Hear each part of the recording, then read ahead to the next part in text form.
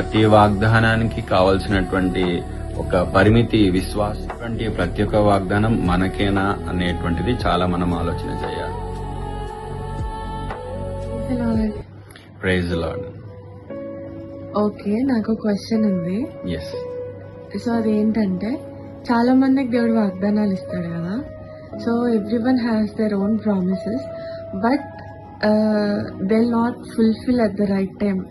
లేకపోతే వాళ్ళ జీవితంలో వాళ్ళు అనుకున్నప్పుడు అది జరిగితే బాగుండి ప్రామిస్ అనుకుంటారు. So why does promises get delay?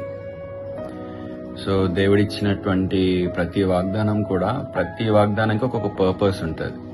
So దేవుడు జస్ట్ మన జీవితంలో ప్రతి వాగ్దానం నెరవేరుస్తాడు డెఫినెట్ గా. కాకపోతే బైబిల్లో ఉన్నటువంటి ప్రతి ఒక్క వాగ్దానం మనకేనా అనేటువంటిది చాలా మనం ఆలోచన చేయాలి. సో ఫస్ట్ ఏంటిదనంటే విశ్వాసం. సో ప్రతి వాగ్దానానికి కావాల్సినటువంటి ఒక పరిమితి విశ్వాసం ఉంటుంది.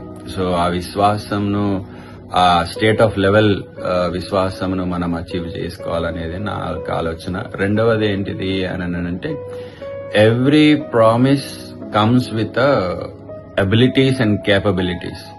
సో ఆ వాగ్దానం నెరవేర్చడంలో, లేకపోతే ఆ వాగ్దానం మనము కొనసాగింప చేయటంలో we need some capabilities and we need some abilities.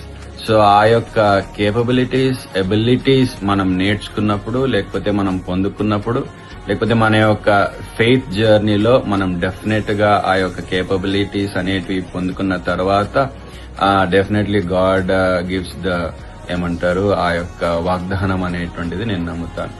So that is the point of thought I have. Okay, thank you.